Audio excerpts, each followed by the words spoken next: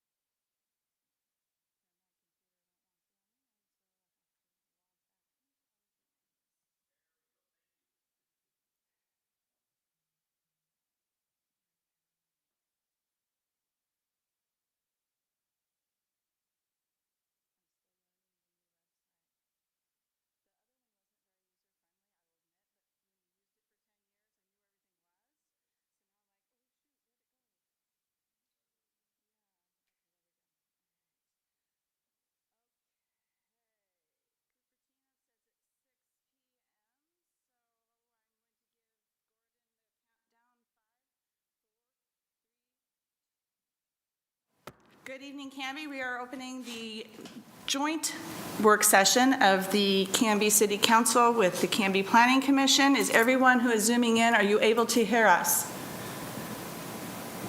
I see thumbs up. Thank you. Councillor Varwig? Yes, I can. Okay. Yes, I can hear you. And as I understand it, Councillor Parker does not have any connectivity where he is, so we will not be hearing from him. Councillor Tibbles or Mayor Hodson, as they were all out of town on business trips. So with that, I'm going to turn it over for the presentation and discussion related to amending the Canby City Code to include food carts. Scott? Yes, thank you, Council President Hensley, City Councilors, and members of the Planning Commission. Thank you all for being able to have this joint session this evening, the work session. We're going to be discussing food carts and food cart pods. This is a topic that I think has been broached in the past by the city. There seems to be some increased interest in our community to pursue this conversation and see whether there's interest in us taking this any further to some type of updated legislation, if you will. Tonight, helping to do this presentation, we have a few of our staff, Jamie Stickle, Economic Development Director, Brianna Adata, our Associate Planner, will be doing, I think, the majority of this. We also have Don Hardy, our Planning Director, on hand to help as needed. And then, of course, Mr. Lindsay and myself will be here to help as well. So I'm just going to go ahead and turn it over to Jamie Stickle to kick it off, and we'll take it from there.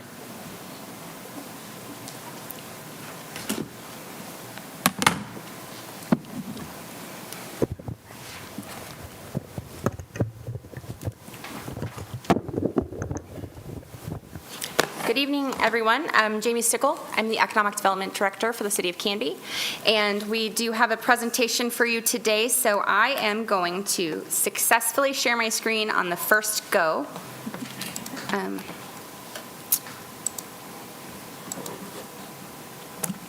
Can everybody who's zooming in see the presentation? Yes. Oh, wow. Never works that way. It was obviously the positive thinking. So before you tonight, we are here to talk about food carts, and with having economic development and planning both present, we obviously have different lenses that we are looking at this. So I'm going to kick it off, talk a little bit about the history, talk about some of the business effects of having food carts, a bit of research that I found, and then I'm going to hand it over to Brianna. She is the one that obviously is much more technical and has done some research. She also has worked for a different municipality that changed their food cart ordinance, and that was Beaverton. And if you've ever been to the Beaverton food carts, they have 31 food carts, and they're very fun, and it's a great experience. So we'll both be presenting. If you have any questions at any time, please feel free to stop me, whether that's if you're here in person or obviously on Zoom as well. And we are going to go through the presentation quickly, maybe not so quickly that your head spins off, but fairly quickly so that way we have a lot of time to open it up for dialogue and discussion and any questions that you might have of us. So I wanted to start with just giving a little bit of a history, and obviously I'm not going to bother you by saying that food carts or food trucks came from, originated with the early Greek and Roman civilizations where they found ways to sell their wares and sell their foods, because I think that would definitely be just, beating the horse into the ground.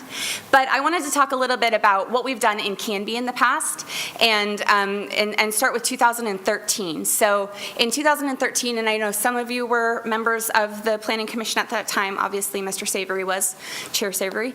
And at that time, the Economic Development Director and I came before the Planning Commission and said, we're seeing that some of these food carts and food cart pods are popping up, and we kind of want to address what that could look like. At that time, really, the main food carts that were popping up were in Portland, and I've been in Canby now just over 9 years, and I can tell you we're definitely not Portland. And so at that time, we didn't really have much traction. It wasn't maybe the right time. Food carts really are an opportunity for pop-up business concepts. So it's a way for someone to enter the market, test the market. Some people just want a little slice of the pie, and it creates experiences that generate traffic, which is something that if we're focusing on downtown, I think that our downtown district definitely needs more foot traffic. But also, I think businesses along Highway 99 would also love an increase in traffic to Canby, whether it was a food cart truck, food cart pod, downtown or elsewhere. We have seen increased demand over the last, I would say, since January.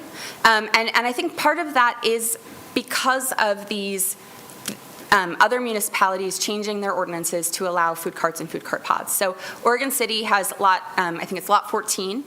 Happy Valley has had one for a couple of years. Beaverton, which I mentioned, has 31 food carts. Salem, I think, has a couple of different food cart pods in play.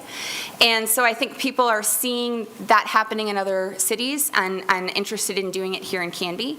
I know our planning director started in January, and he said that the increase that he saw just in January or not the increase, but the amount of calls that he saw in January, I think it was like 4 or more in a couple of weeks.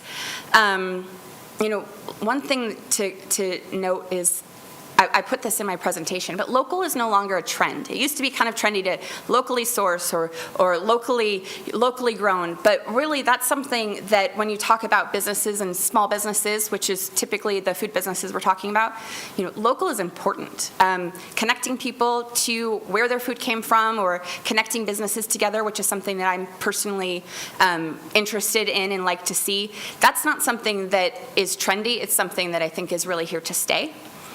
And then also just wanted to note that, the permanency of being able to have a food cart, a food truck, a food cart pod, giving people a space to go to your business and know where it's going to be. 6 months, which is, reflective of the code currently, 6 months is a difficult amount of time to be able to showcase a business model, showcase a successful business, not to say that it can't be done. But do some businesses start slower and then grow into successful businesses? Absolutely. So that's just a little bit of the history, a little bit of what we've seen in the past couple of months. I also wanted to take a look at what the businesses are saying. That's something that we didn't do in 2013. We didn't ask, the local businesses, the local restaurants especially, what they thought about the addition of food carts. So I went ahead and talked to a couple of business owners. It is a very small sample.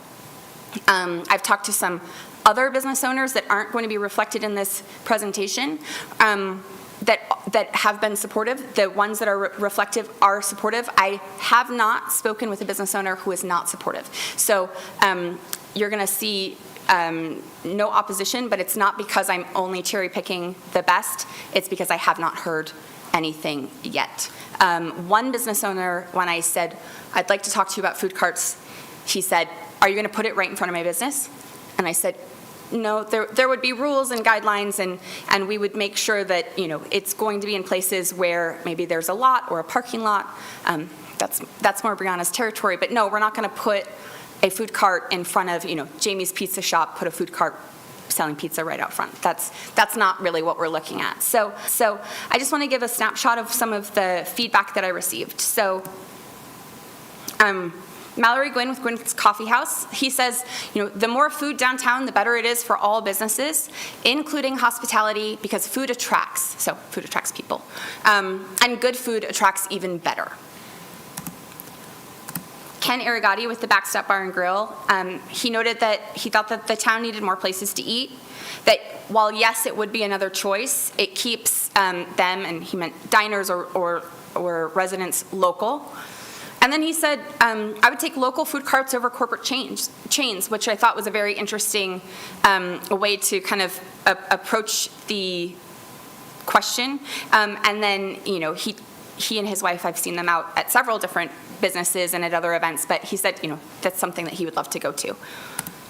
Matt MORRISSEY from WAYWARD Sandwiches, and then also he has the Siren Song, which is the new business that's opening at 136 North Grant Street. He does get a gold star for a lot of information. Apparently he didn't get the brevity memo, but I rarely have it myself. So he talked about competition being good. This wasn't an email, and this is a snapshot of the email. I'm happy to forward it to any of you if you'd like to see the email in all of its with all of its words, but I just wanted to give like just a brief overview. So competition is good. If restaurants are unable to capitalize on those advantages and being threatened by food carts, then we need to innovate to compete better. Second, adding a food cart pod to downtown will continue to draw more and varied consumers downtown, which can help to serve all downtown businesses in the long run. A rising tide lifts all boats. And then a food cart pod, if done correctly, will only enhance the desirability of downtown as a destination. And then his third point was just that food carts allow people with great ideas and limited capital to begin and grow a business, which could eventually lead to bricks and mortar. It's more and more expensive to open businesses in food and beverage, and food carts are a great way for folks to start out and build clientele in business. And then lastly, I spoke with Kyle Lang, he is the executive director of the Canby Area Chamber of Commerce. And he was really supportive in the idea of that this is an opportunity for a business incubator. It's not uncommon for businesses to start as a food cart and move to bricks and mortar. And then he said also, if restaurants are providing new dining opportunities, this opens up our downtown for additional traffic and additional investment. So I thought about where I would find information related to downtowns, and I always go back to Main Street America. So Main Street is a national program that's been around for about 40 years in 2,500 different communities. Canby is part of the Main Street network. And they had put together, this is actually a little outdated, I think that they would have even more information, but they put together the future of retail, creative approaches to place-based entrepreneurship. And just a couple of things that I thought were interesting. They did talk about retail, but also restaurants and food trucks as well. But they went from underground to commonplace, and I think that we saw that with, Portland being the hub for food trucks to now being able to go to Oregon City or Happy Valley and have a different experience, but definitely an experience with food trucks. It does bring new and different to the downtown district. It adds cuisines to establish business offerings. It noted that a single food truck can be an attractor, and so I think, if one is good, more is better, but having that flexibility. And then just this quote, as downtown offerings become more experiential, local food is often the attractor. And I know that it is for me and for my family. But I'm happy to send anybody that document as well. I just wanted to pull out a couple of the items that I thought were good information to include in this presentation. And then, just thinking about farmers markets have traditionally been incubators for small businesses. I moved here from Yakima, Washington, where I worked for the Downtown Association. One of our most successful businesses started in her garage, then she moved to the farmer's market, then she moved to a downtown location and then expanded. While we're talking about food trucks and not bricks and mortar, Megan at the Book Nook started in her garage, and then moved to, I think it was 300 square feet, and is now at least, I think, 2,500 square feet.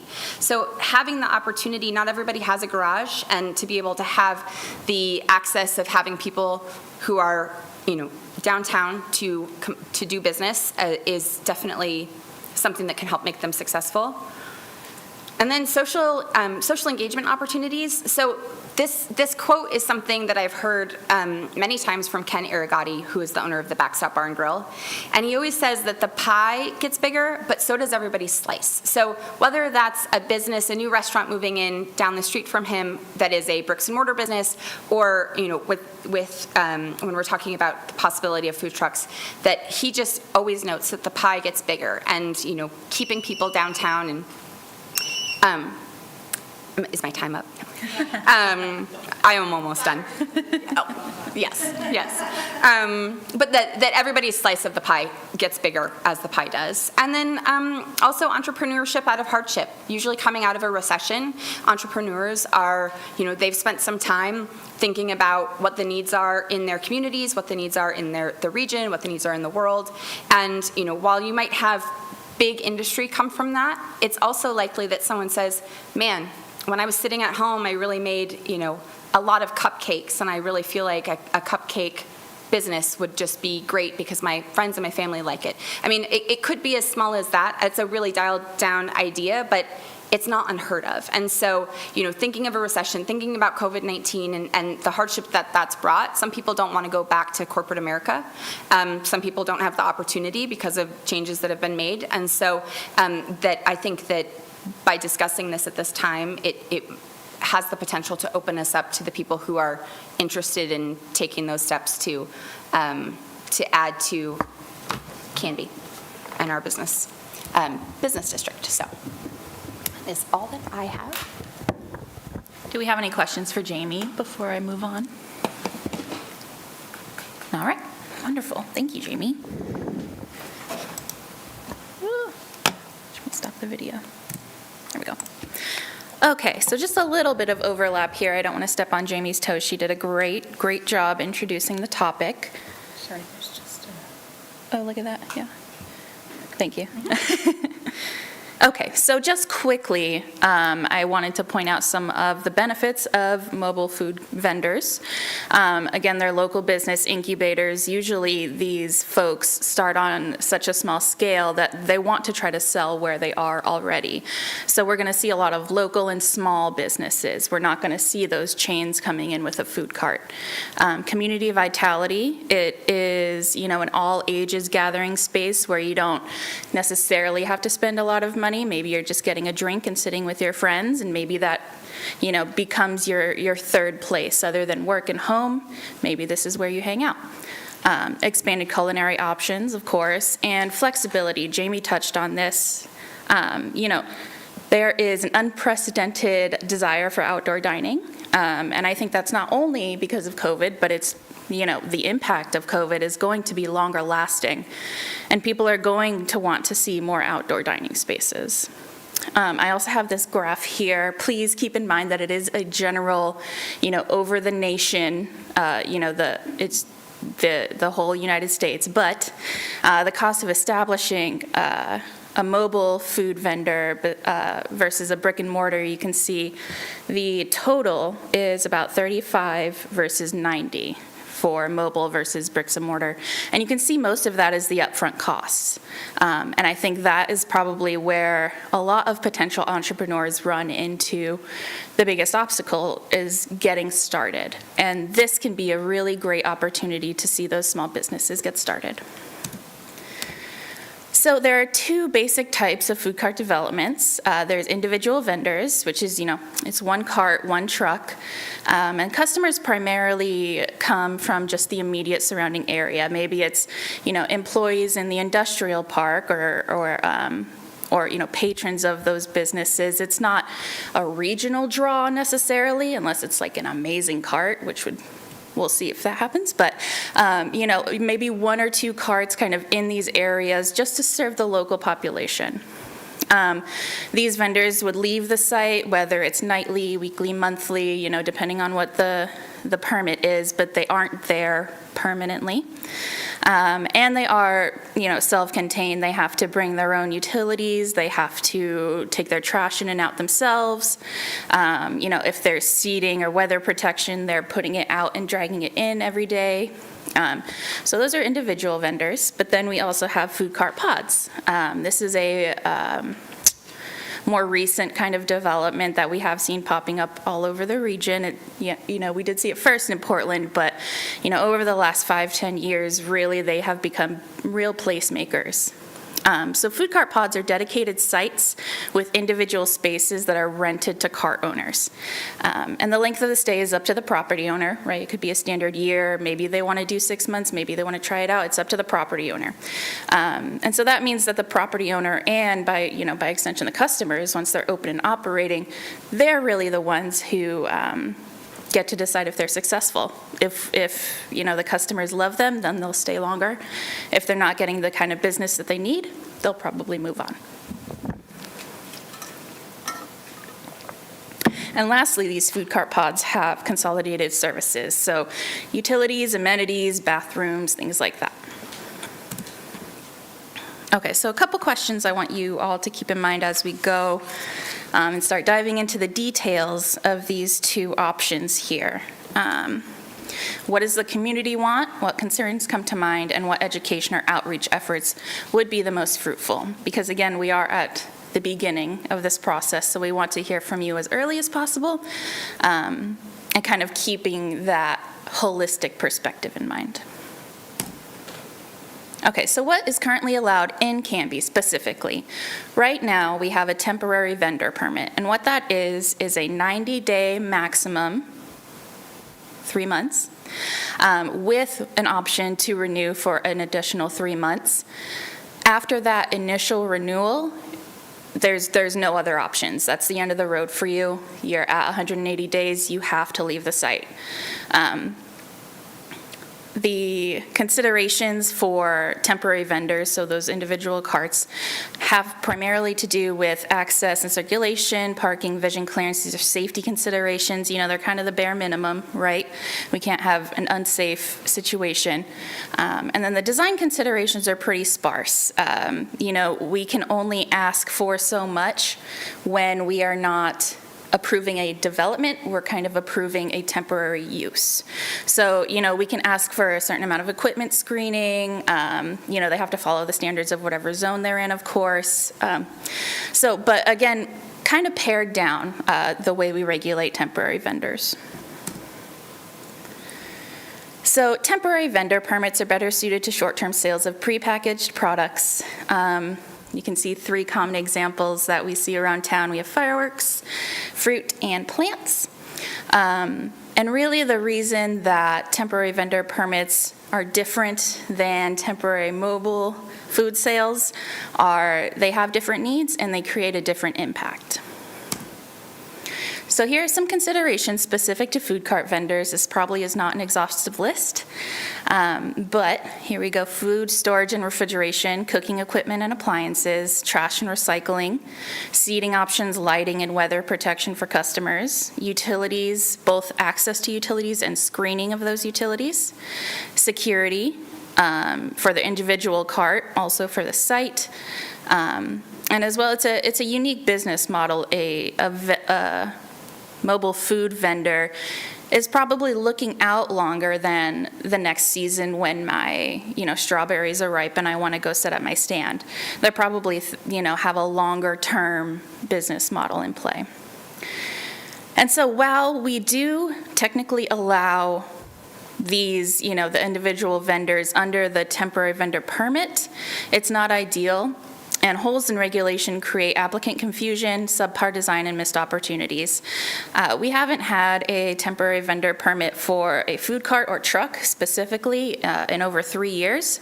And I don't think that's because people are not interested. It's because they're overwhelmed with the process and with our current temporary vendor application. So in terms of these single carts, what works elsewhere, the mobile vendor permits that are tailored to food carts on private property. So some common regulations are, there's a cart maximum, maybe it's one, maybe, if it's a bigger site, maybe up to 3. Longer durations, you'll say maybe the permit is good for a year, and if we haven't had any complaints or issues, maybe that renewal can go for another year instead of another 3 months. They consider specifically storage, seating, and utilities. You can see here, this is an example of, a more temporary vendor style, but it's pretty clean and it's streamlined. So you have the seating, you have the weather protection, you have the trash services, and I'm sure that they have utilities behind that truck, but they're just placed strategically so that from the right-of-way, it looks pretty nice. And I had an example here of one of the applications from the city of Milwaukee. It was also attached to your memo. It's just 3 pages that hopefully makes it very clear what the city, as well as other departments, will need, because we also need to see things like from the health department, safety considerations are important. So that was a good example of an application, just to kind of get you familiar with what those general regulations would look like. Moving on to food cart pods. Excuse me. So food cart pods are dedicated sites where the carts are tenants. There's typically communal seating. There can be a beer garden or a drink area. As you can see in this example, it's the cart towards the back there with the weather protection. There's security, there's a utility plan for the entire site.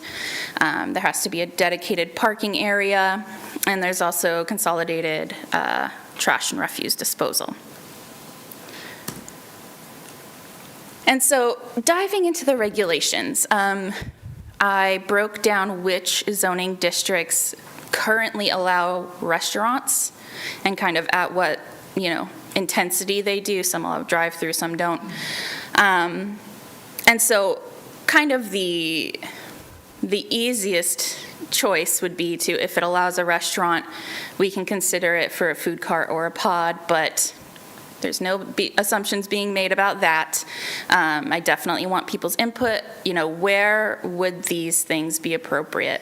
And the temporary vendor mobile food sales can be allowed in different areas than pods. We're looking at 2 different products here, so it is okay if we make 2 different decisions. So just quickly, I'll say residential does not allow. Commercial does allow. We have one that's only a conditional use, the CR zone, but we only have a few properties that are CR. And then industrial in CM, it is allowed. That's a commercial manufacturing kind of hybrid zone. And then in M1 and M2, so say the industrial park, they're only allowed related to the primary industrial use.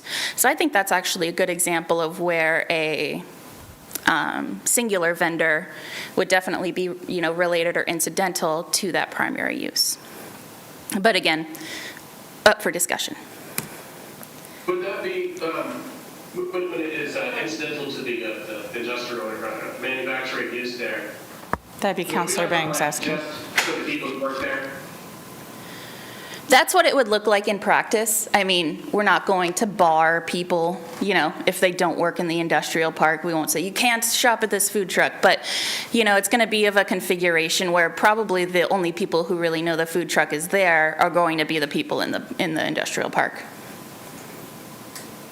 Thank you. For those zooming in, you're like literally 1 square inch on the screen, so I don't see if you're raising your hand. So if you could jot down your questions and save them to the end, that would be helpful. All right, so just graphically, quickly, some people are more visual learners, and you can really see, how much of each zone we have. I think that's also helpful.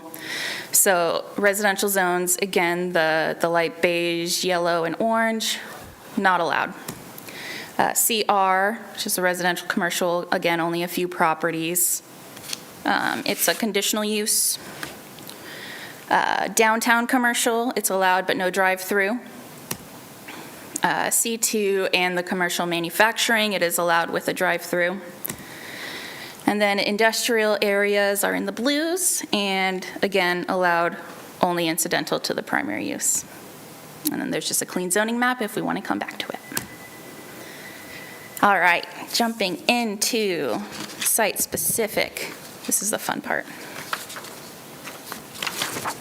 Okay, so here you have two lists of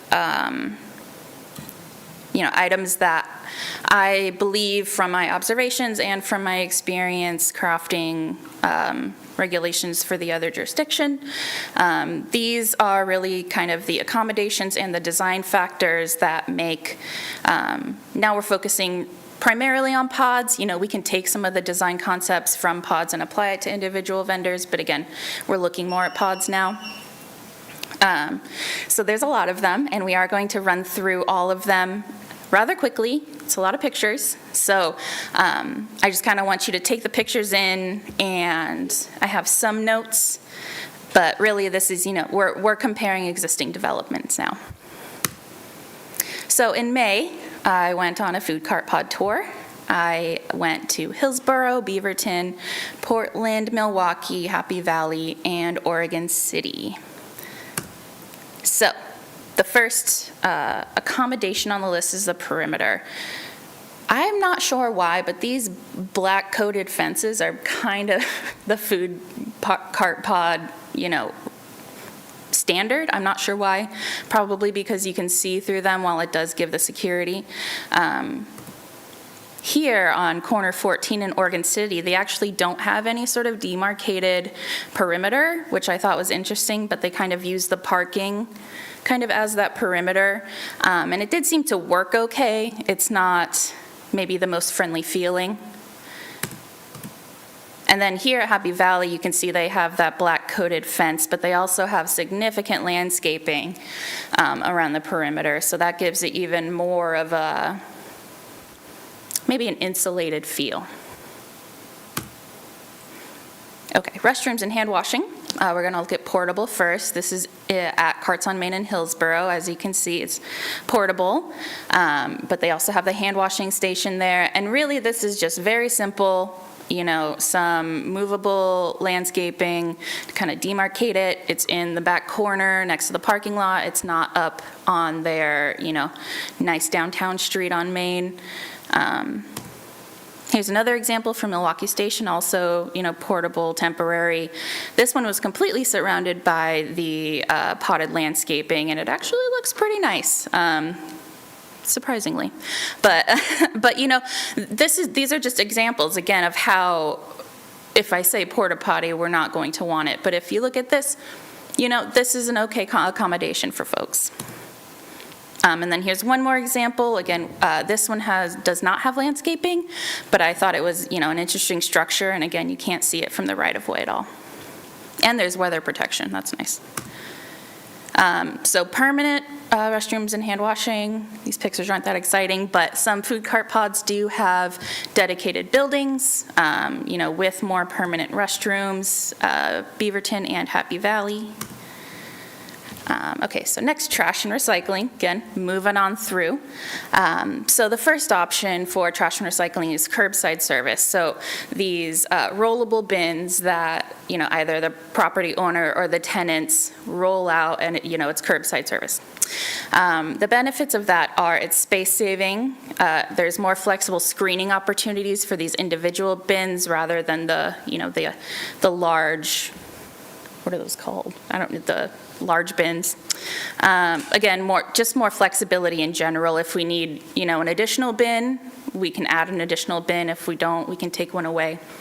And there is a sense of more communal responsibility. So if, one day someone's there early, they can say, oh, I see those haven't been rolled out. And it's something, an individual person can do rather than trying to, conceptualize gathering all of the trash and recycling from the whole pod and transferring it.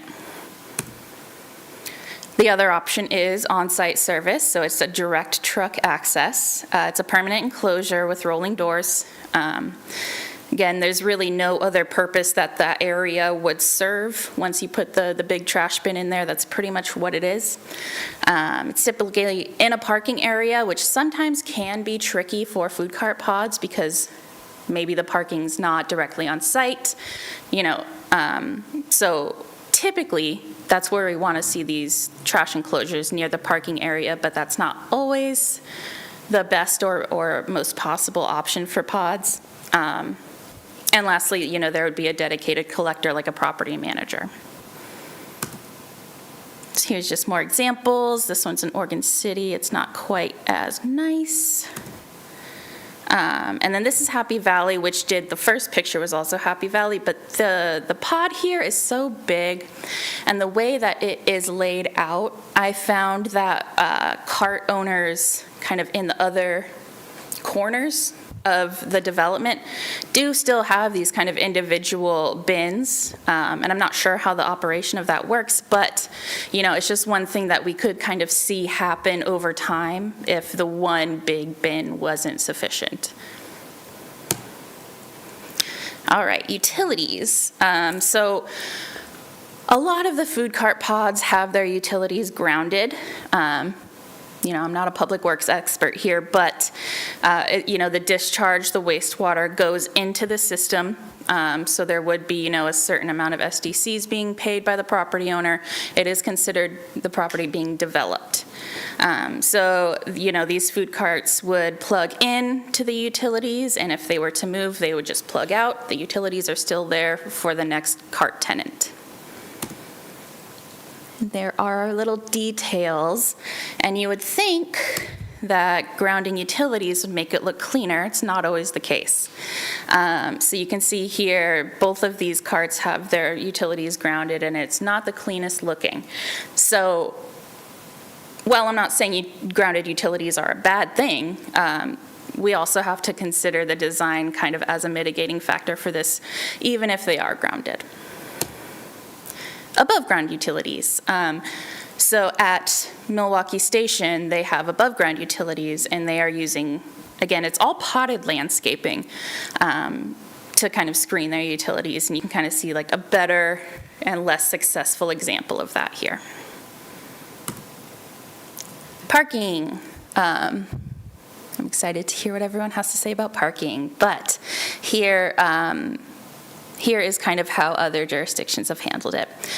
So they break it down either by site area or number of carts. I've seen anywhere from 100 to 400 square feet per cart. 200 was the most often, and I would say the most accurate. So, you know, you would take that and you kind of calculate the number of parking spaces based on the cart or the square footage. And if we want to consider permanent structures like, you know, the kind of bar area that some of them have, we would calculate that separately just by square footage. Expected turnover is important to consider. 30 minutes to 2 hours is regular. Latent supply. Food carts and food cart pods are a frequent trips chain stop. So especially in a downtown area or in like a business park or industrial park, you might be there anyway. You might not come specifically for that food cart and need a designated space right next to that food cart. Maybe you're downtown in the area anyway and you pop in. And lastly, transportation options. You know, we're not the most abundant in public transportation here, but again, it's a very local use. So if people are able to get there using cat, bicycling, walking, it gives it more a sense of place as well. And so I have some parking ratios here from similar jurisdictions. The jurisdictions in green have food cart pods. The jurisdictions in orange have regulations for food cart pods, but no pods. And I think, at least partially, that might say something about the regulations of those cities. So, you know, there is quite a range, as you can see, and they do it either by cart or by square footage. So Beaverton only needs 1 parking space per cart, which is low. I'll say it, it's low.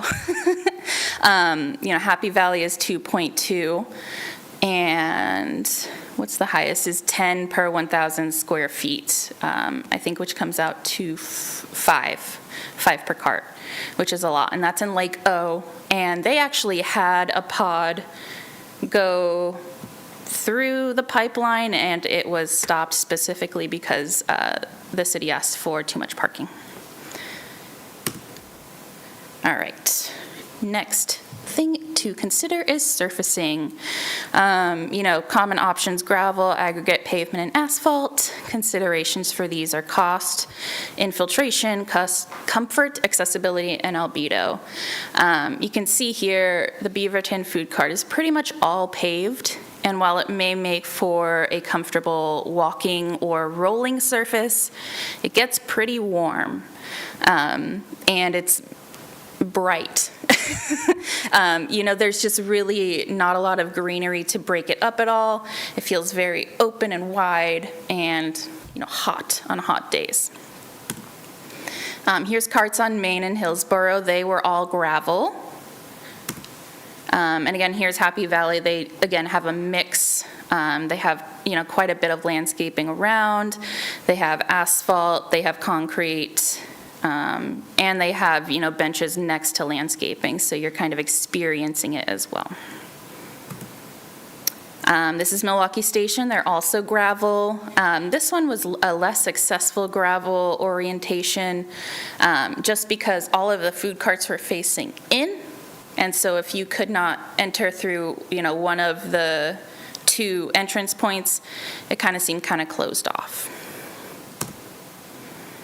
Okay. We're back to the list, and we're going to jump onto our second column of design.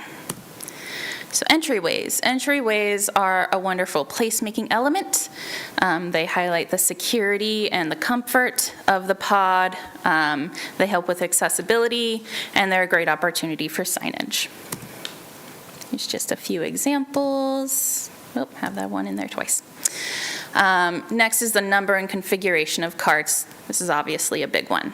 So the number and configuration of carts is a function of the available space and the regulations. One of those we cannot control, and one of them we can. So common examples of this are minimum setbacks from property lines, other carts, permanent structures, really anything. Cart size or rental space size maximum. Jamie mentioned correctly that Beaverton's food cart pod is 31 carts. It's also a very large site.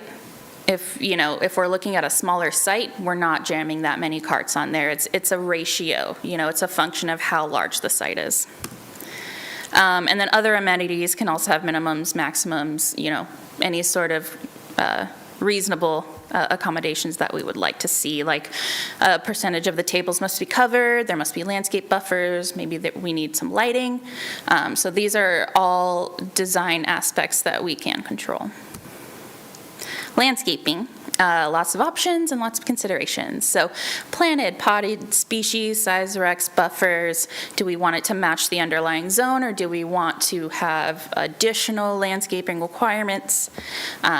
Considerations include aesthetics, compatibility, comfort, temperature, sound, privacy and screening, and maintenance. Again, some examples. I liked this one a lot at Oregon City because they used it as kind of a buffer, but they, again, were all in containers.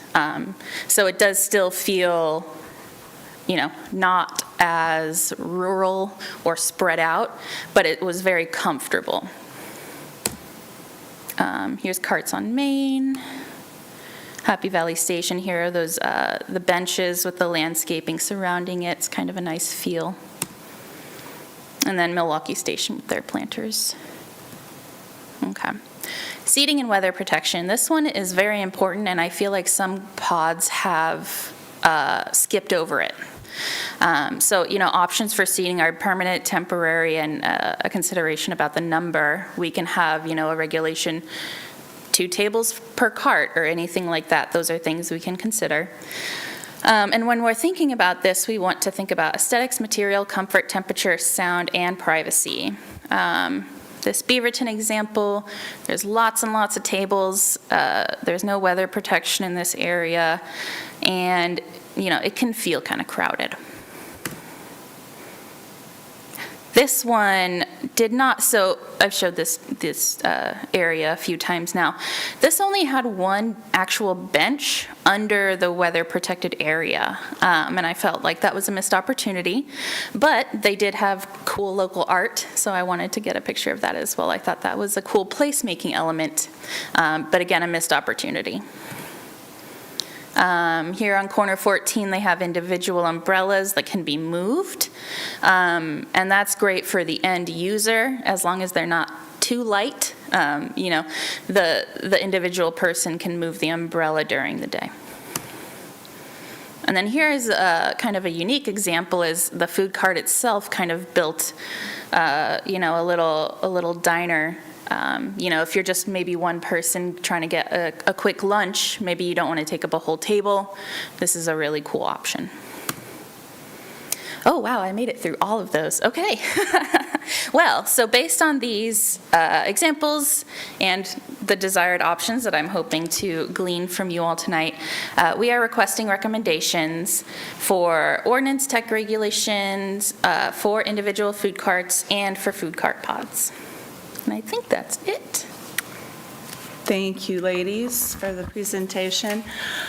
Historically, as you are probably aware, well, I know Jamie's aware, we are a council that noodles things for a while.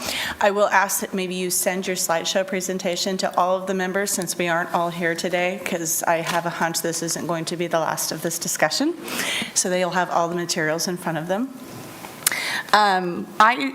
In 2013, it's not a secret that I was totally anti-food cart. But I have to say that I have experienced Corner 14, Happy Valley Station, and done like that, I could see something like that working very well here in town. But I wouldn't want to see just a random cart here and there. It would have to be a completely organized structure, something like a hybrid even of Happy Valley Station and Corner 14. I could see that happening here and being very successful. Can I see, Melissa, can you put the Zoomers up so I know if... Yeah, we can do that. That's me. I need to be able to see if anyone has their hands raised for questions. And my only question right now, I gave my thoughts on the hybrid kind of situation that I think would work here. But the downtown overlay parking plan, we wouldn't have to have parking requirements, am I right? Or So that's something up for discussion. okay. We're open right now. I think definitely considering a lower or reduced parking ratio for downtown would be appropriate. So I'm glad you brought that up, but it doesn't necessarily have to be zero. Okay, because I knew we had that weird overlay that kind of makes it a little different than a regular restaurant trying to start up. Okay. I see Councilor Banks has his hand up. Question, Councilor Banks? Yeah, thank you. First, I have several comments and questions. I will indicate a strong preference and excitement for developing a food cart model here in town.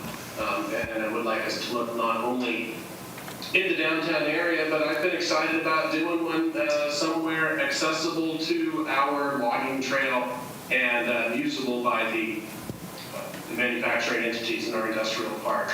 I'm curious to know, Councilor Hensley, what the opposition that you had 8 years ago was for. Like, what? Why not? I don't know. So I want to know that because I think it's probably an important factor too.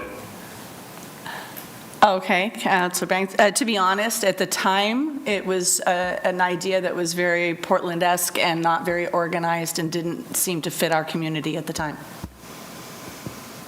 Okay, I think that's fair. Thank you. I see Commissioner Padden. Good evening. So I have written down a few things here I just want to go over. First, I just want to clarify, you had said that in the industrial area that something like this would only be allowed, am I interpreting correctly, it would only be allowed with a drive-through, it would only be able to be a drive-through, or is that the incorrect understanding of what was being said there? No, that just means that a drive-through would be an option. Oh, okay. Yeah. But in the other areas, drive-through would not be an option. Correct, unless it specifies drive-through, it would only be Okay, sit-down. That makes more sense. Awesome. Yeah.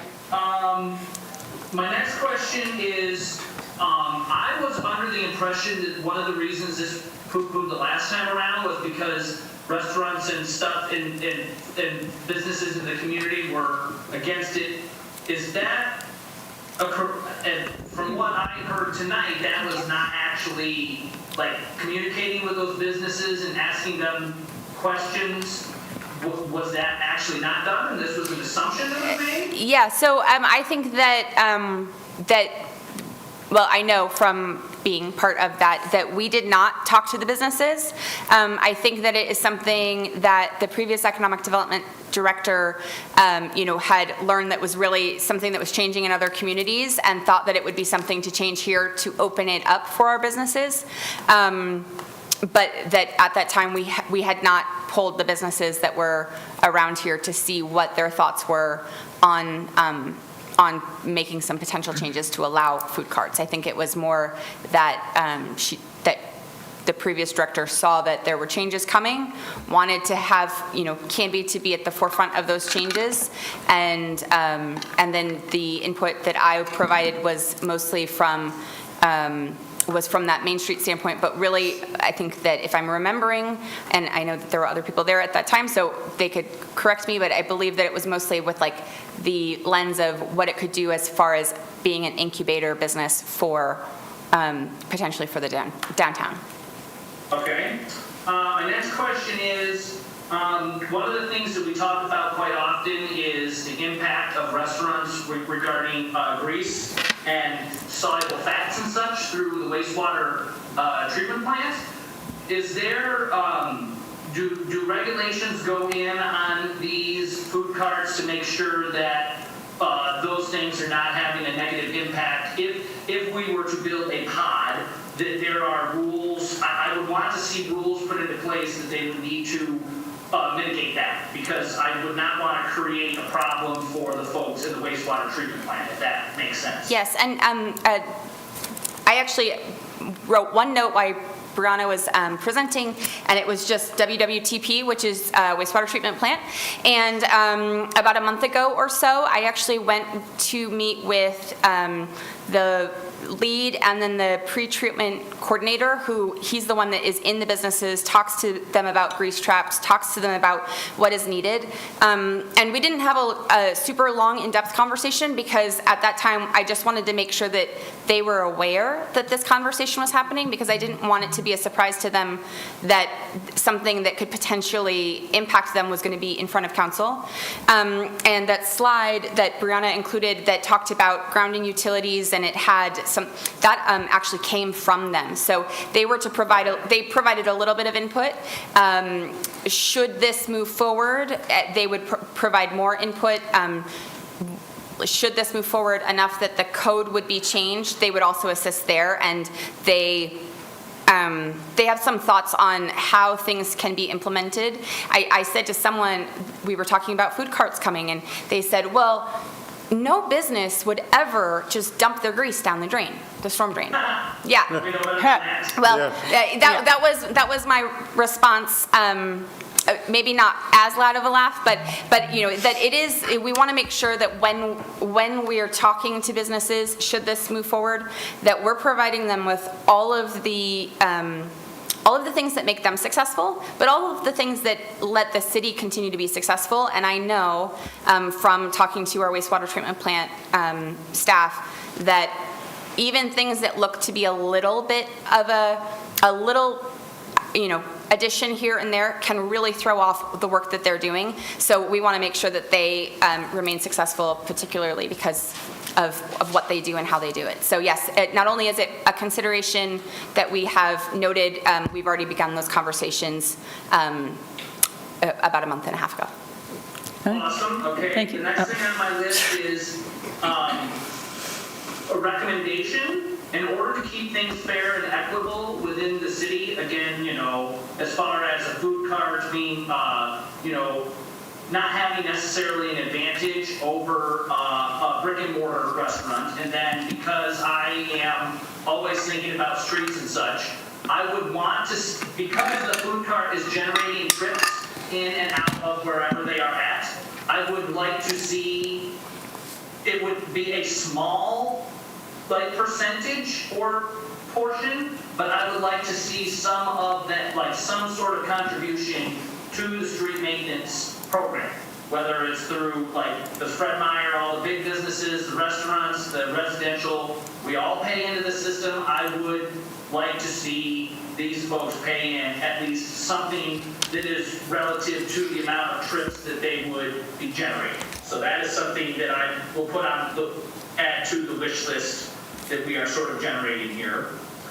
As far as requiring parking, I think that there should be a parking requirement for these carts. I'm not sure about other members of the council and of the commission, but I frequent food carts in various areas, both here in Oregon and other states when I travel, and I think parking is very important, not only for the success of that food cart or that pod, but also so that people don't get frustrated with coming into the downtown core or wherever these would be. So I would like to see some sort of minimum parking requirement, whether it be two or so spaces per cart, depending on their size or however that looks.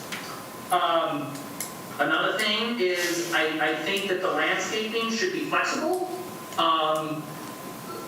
I've seen a lot of food cart pods go through something where they put in a bunch of permanent landscaping, and then there's a shift or change in the food carts themselves because they can vary in size, and then they're sort of pigeonholed into the layout of the pod itself. So I think I believe that there should be landscaping of some sort available, but I am a firm believer that it should be completely movable, whether it's built to be moved by a forklift or however that works. There should be landscaping, and it should be flexible. Another one is I think we should look at doing mixed table sizes. Many food carts many pods that I've gone to all have very similar tables, and so if there's one or two people who are wanting to sit down, they end up having to take up a picnic table that can sit 6 or 7. And, people are oftentimes sort of leery about asking if they could share a part of that table. So I would like to see, if we did a pod, there'd be some sort of, differing sizes and tables and seating possibilities there. Another thing is the cover. If we did a food pod, I would like to see some sort of cover provided that is more, that is not umbrellas. The umbrellas can become a safety hazard. And, whether it's shade sails that can be taken down in the winter or however that is, I think having shade, especially in the summertime, is super important for the success of any of the food cart pods that I've been to. I've been to the Beaverton one, and yes, it is a lot of pavement. They have some fake grass there, but it just is hot. And I think, there's still a ton of people there, but I think a little more shade at that place would make it a little more enticing. And then I did just want to mention too, I think that having food pods or food trucks is a good idea. One of the things that you may remember is during the city council meeting last time, the folks from the beer library came forward and were talking about these micro kitchens that they're building. One of the things that was mentioned was sometimes a food person starts out with a food cart and then they want to move to a micro kitchen, so they have kind of a little flexible brick and mortar space, and then eventually they can graduate up to a brick and mortar restaurant. And I think by providing that sort of full meal plan within the city, so if someone starts a food cart, it's really popular, they could move into a micro kitchen and then move into a brick and mortar operation. It sort of helps anchor that potential within the city and entice them to keep it here rather than moving on somewhere else. And I think that would be very important. I am, just in general, I am a huge proponent of making this work. I believe that it helps with the vibrant nature of any modern small town, city, whatever you want to say. And so I am all for moving forward and trying to make this work. Thank you, Commissioner Patton. At this time. Thank you. And actually, I will piggyback on that real quickly. I do agree with the mixed table sizes. That is a great idea, and the flexible landscape. I love both of those ideas. I still wonder about the parking. Not sure we can really enforce more parking. Councilor Bangs, you still have your hand up. Do you have another question? Because you were first, or did you just forget to put it down last time? No, I had more questions and comments, and it doesn't matter if I go in my mind now, Okay. or we let Sean or Sarah go. Should I just continue? Yeah, look, we do need to keep it brief, though, because we do have another meeting in 32 minutes. Right, okay, so one thing is I would not want to see us restrict food cart uses in the industrial manufacturing area. I'm not sure I made that clear, but you know, the regulations we saw, I think they came from Milwaukee, restrict it in that area, and I think that is one of the areas where we could develop a great food pod operation for the benefit of our workers who only have like 30-minute lunches there. I love the flexible table size concept, but I would want to have a permanent roof structure if we were going to develop any kind of pod. I'm wondering though, who is it that develops these pods? Is the city somehow responsible if the city opens up a pod for handling garbage and utilities, et cetera, cleaning those restrooms, stocking the napkins, wiping tables off? Is that something that city governments are responsible for? Is that a private business that develops the pod? We just provide the licensing for them to do so. Brianna? The second is exactly right. It would be a private developer developing the pod itself.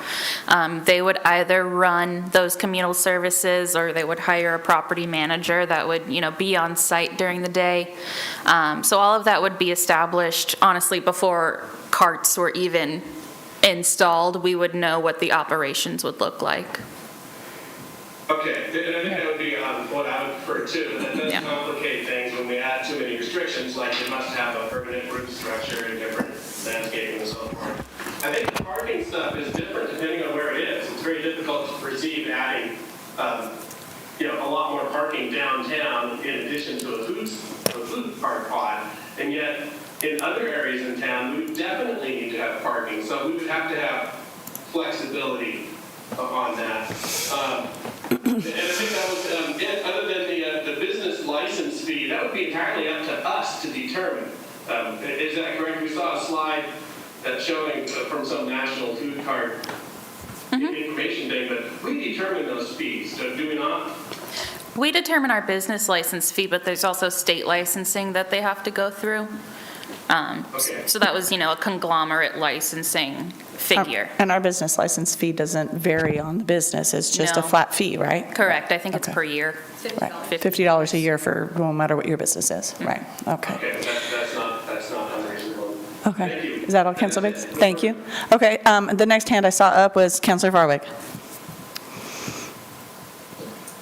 Thank you. Yeah, in an effort not to sound redundant, I will just say that I support a lot of the comments were made by Jason and Chris as well. I am a huge fan of food carts. I enjoy food cart pods and visiting them. I think that they would be great in Canby. I would be fearful of putting too many restrictions on a food cart pod or on food carts that makes it unreasonable for them to want to come to Canby. So if we're going to make it so strict that they don't want to come here, why would we even have the conversation any further than tonight? So I'd be leery of adding too many restrictions on them. As someone who started a small business, I really support this option for businesses that want to get started. It costs $500,000 to $1 million if you want to start a restaurant, and the average Joe can't afford that. But if they have an opportunity to get $25,000 or $30,000 and start a food cart and eventually, hopefully, turn that into a restaurant, I fully support that. I think that. I support people's dreams, and I want to see people succeed, and I want to see people's dreams come true. And so I'll just say that I'm a big fan of food cart pods, and I want to continue the conversation and put that text in our codes. Thank you, Councilor Farwood. Councilor Spoon. Thank you, Council President Hensley, for making my hand on the record. A couple of things. I agree with Councilor Barwig. I am a huge fan of a food cart pod. It's something I've been talking about for several years, and it seems like we're finally at the right spot where we have multiple examples in other communities of it working the way we'd like to see it work here. But I'm really concerned about over-regulating them, because at some point it doesn't become viable for investor or an entrepreneur to open something up. And here's some examples of that. In terms of rules regarding soluble fats that Commissioner Patton was talking about, totally open to the conversation. I don't think we should regulate them any more than we regulate current restaurants, right? We shouldn't have an expectation of them that we don't have of other businesses. And so when it comes to the different things we've been talking about putting in code or not putting in code, among those, there are things that I think make a lot of sense to regulate for the overall look and feel of our community, and that would be like, I would prefer to see a permanent bathroom structure, or at the very least a higher end porta potty, or have those porta potties enclosed, so that we don't have a downtown with just porta potties there permanently, right? That makes sense to me for the overall look and feel. In terms of parking, having a reduced parking requirement for downtown makes sense, because we've invested in public parking down there, and so we don't want to make the cost of purchasing land to provide parking unreasonable. We actually don't require other businesses to provide their own parking for downtown, so I don't know why we would do that for a food cart pod. But we want to make sure that there's sufficient parking, so at least a reduced parking requirement for downtown.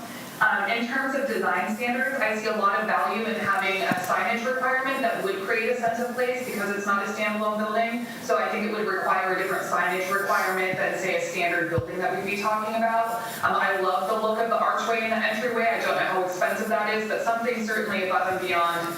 Just because of the unique nature of having a pod, we would want to create a sense of place that a building creates just by the nature of being a building. So I see value in having an elevated design standard for signage.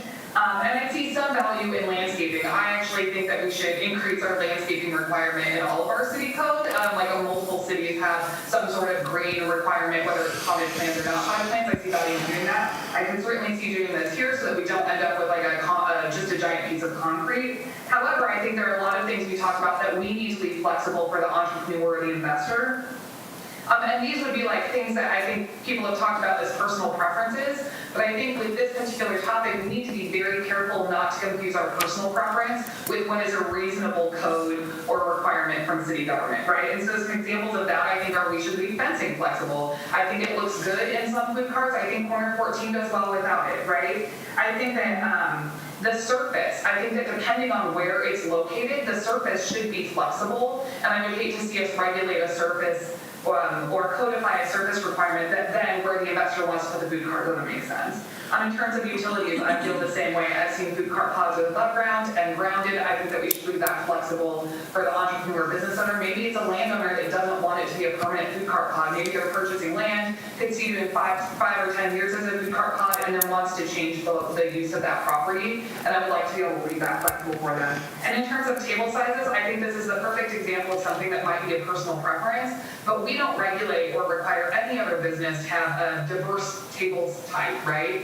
And I don't think it makes sense for us to do that with a food cart pod. If the landowner or investor or entrepreneur can maximize the amount of seats that they can put there, even if it's only used by 2 people for an hour, but it's used by 6 people later, to me as a business person, it makes sense to maximize the amount of seats available as opposed to maximizing the diversity of table type, because while 2 people might use it now, later 6 people might use it. And if you only offer it for 2 people, then you're limiting their turnaround in terms of tops that they're turning. And so I just think that that's something that, unless we're requiring every other restaurant in town to have diverse table types, I think it's unreasonable for us to regulate that for a food cart pod. In terms of the success of having a cover, I can see the value in having a cover. I do think we should leave that up to the landowner. However, what I don't want to see is a temporary tent up permanently. So if they're going to put in a cover, I think that we should require some sort of design standard on that cover or a permanent cover structure. I definitely don't want to see like a temporary tent up year-round, because that meets the requirement of having a cover, but then it affects the overall look and feel of our downtown. And finally, when it comes to food cart pods versus individual food carts, I'm a big advocate for landowner rights. So I believe that if an individual landowner in town that is in one of the zoning areas that we indicate we should allow food carts in. If they want to lease part of their land to a food cart, and that makes sense for them, and it makes sense for the food cart, I would hate to see the government over-regulate the free market. I think the landowner should have the right to lease that space if they want to, as long as they meet the same standards of the other food carts. So that's where I am on all of that. Thank you, Counselor Spoon. And she's not wrong. As I did indicate, I didn't like the one-offs Portland Feel 8 years ago or whatever it was. I would see us having two separate sets of regulations, honestly. If you're going to do a food cart pod versus a one-off on somebody's property. I mean, it's no secret I've been an advocate for private property rights as long as I've been in government. And but there, you want it to fit in your community too, so everybody feels like it belongs. I don't want to see porta potties along the road either. So it's like we do need to regulate it to a certain extent. I would be regulated, not just all free-for-all regulated, but I would hate to see us disallow it entirely if we're going to allow food carts in a pod. Agreed. Agreed. Let me just chime in real quick. Okay, Counselor, okay, Commissioner Patton, you didn't have your hand up. My interest in like the tables and stuff, when I was recommending that, was not for regulatory purposes. It was if the city was looking to build a food cart pod, those were some of the things that that would be nice to have. Okay. It wasn't a regulation. Okay, thank you, Commissioner Patton. I think I don't see any more hands raised on Zoom, so Chair Savory, yes, please. Well, I was on the Planning Commission the last time this came up. I was opposed to the concept at the time. It wasn't as well thought out or fleshed out as it is, as this current presentation would have it. I'm still concerned, number one, is there going to be alcohol permitted in the food carts? They would have to get a liquor license like any other restaurant, so it's really not up to us. They wouldn't be able to take it out of the pod, but we can't really control whether they are allowed to or not go after that license.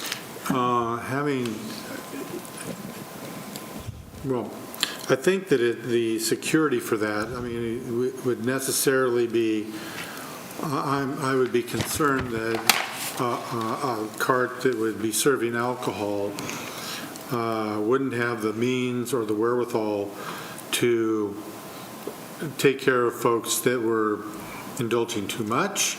They don't have the security that you might find at some of our brick and mortar establishments. I'm not opposed to it. I just was curious as how that was going to be. I'm also concerned about the overall security, police presence at the pods. The only pods, I'm not a big fan of them to begin with for a variety of reasons, but I'm not opposed to them as I was before. And the only ones I've ever experienced were in downtown Portland. And my impression of the ones in Portland it was an attraction for, number one, they were not aesthetically pleasing, they weren't clean, and they attracted a pretty robust homeless community, to say the least, that you have your food cart here, people standing in line to get food, and then you would have people that were kind of laying about, for lack of a better term, vagrants, homeless, whatever you want to call them, and interfering with and hassling the folks that were trying to buy the goods there. So those would be my concerns. Parking, so cleanliness, security, and parking, garbage, and the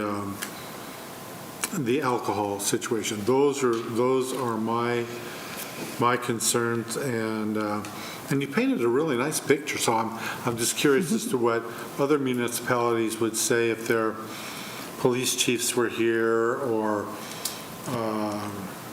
that sort of thing, how they would deal with those issues.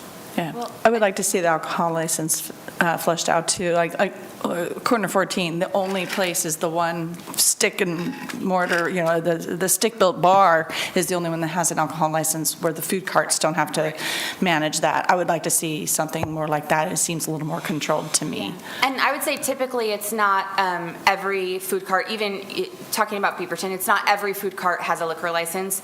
It is that in that case they have a building that sells beer and wine, and maybe everybody helps to keep an eye on it. But I will say that all of that is regulated by OLCC, and depending on the different, I only know this from being, in the event business that we've been in, where we have like the street dance that's coming up on August 27th. Hope to see you all there.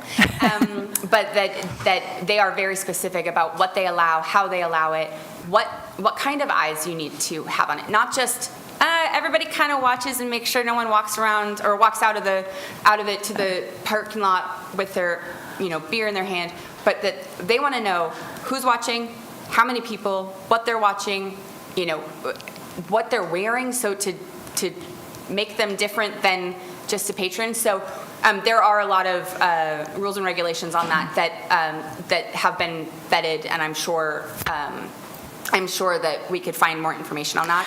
And I also, while I can't speak for other police chiefs, I haven't talked to our police chief about this, but I think that especially with some of the screening that was talked about, we are lucky that we have a police presence in Canby that is, well known, and that they do help keep an eye, whether that's sitting outside of a downtown restaurant and having a meal, or late at night. So I know just that with the availability that we have from them, that they would also help to keep an eye on something like this. But yeah, totally. Being somebody in the industry, having a serving license of my own, I can tell you that having 8 to 10 food carts that could potentially sell alcohol is a server's nightmare, because you don't know, you had 2 beers from this cart and then another couple over there. There's no way to actually monitor consumption.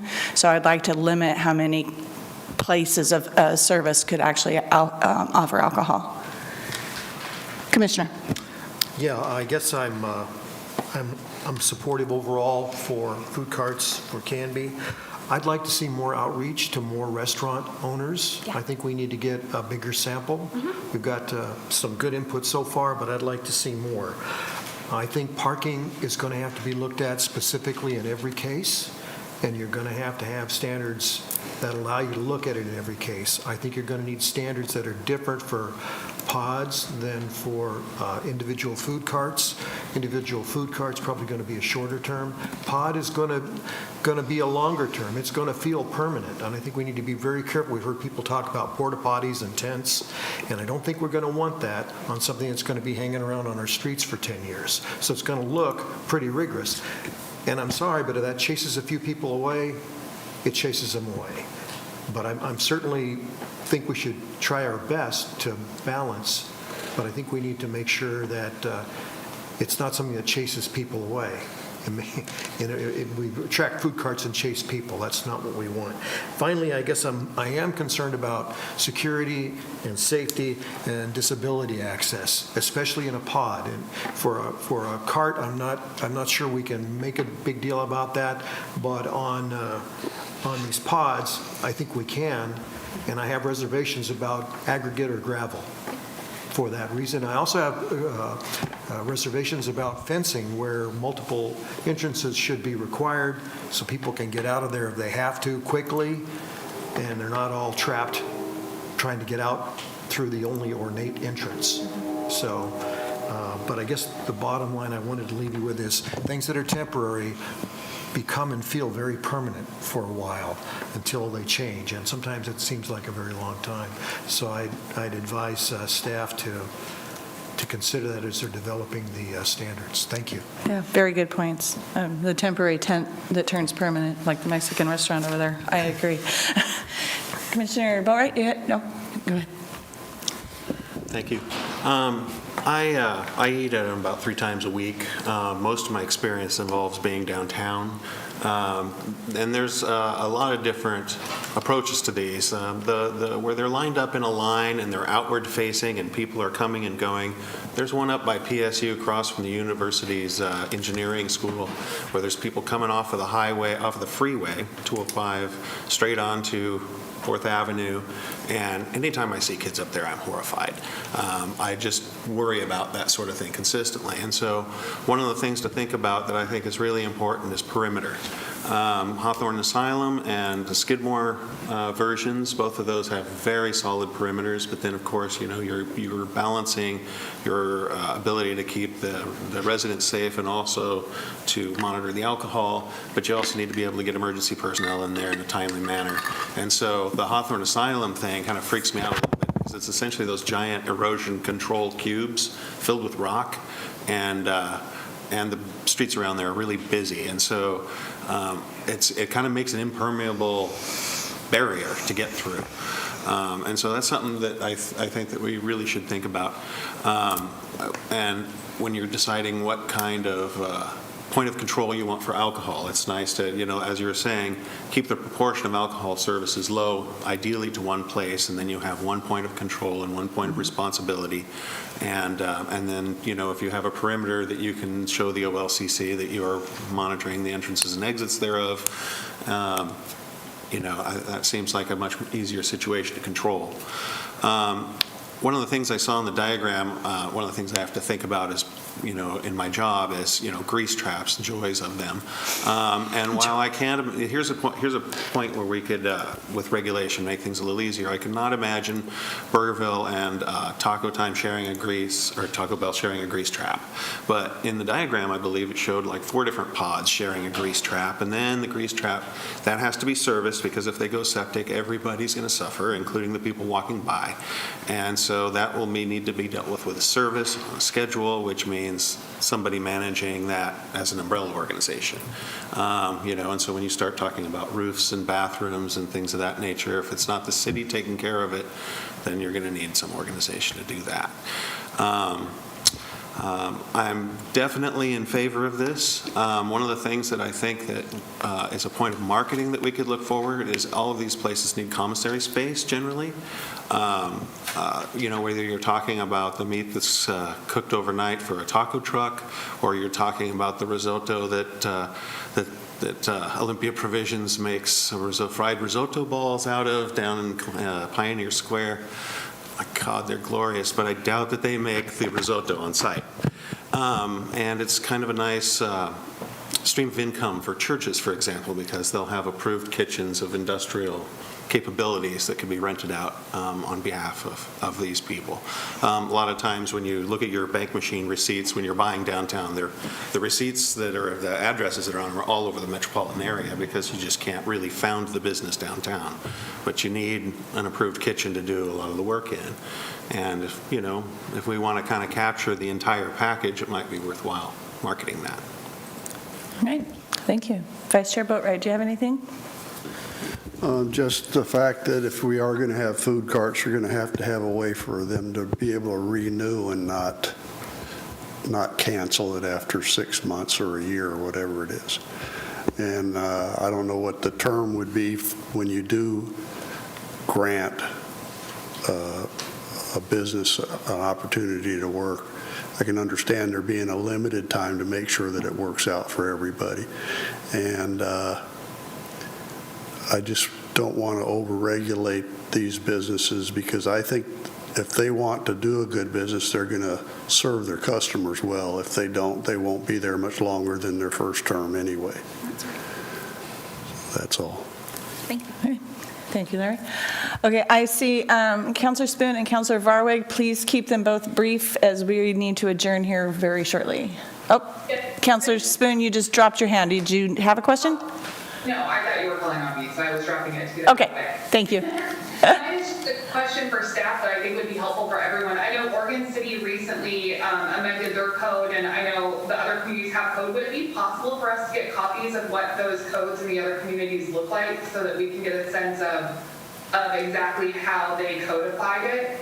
I think that would be helpful for me at least if we could see what the other code amendments look like. That should be attainable. Sure. Okay, thank you. Councilor Varwig. Yeah, just as far as the business licenses, just make sure that if we put in for pause, that we make sure that every separate cart would have its own business license, and that's how they would be able to renew their business license. I'd hate to see just the owner of the pod, create the one business license. I'd like to see each separate cart be its own business and have its own business license. So just want to throw that in there. I would agree with that as well. Okay, thank you, commissioners and counselors and staff. Please do send us the slides and whatever municipal codes you come up with so we can noodle this some more, because I have a hunch we'll have another work session on this. And I thank you. Wonderful. Thank you very much. Thank you all. All right, I will take a motion to adjourn the work session. Move to be adjourned. Moved by Chair Savory and second by Vice Chair Boatright. All those in favor? Aye. All right, Canby, we will reconvene for the council meeting in 7 minutes. Good night.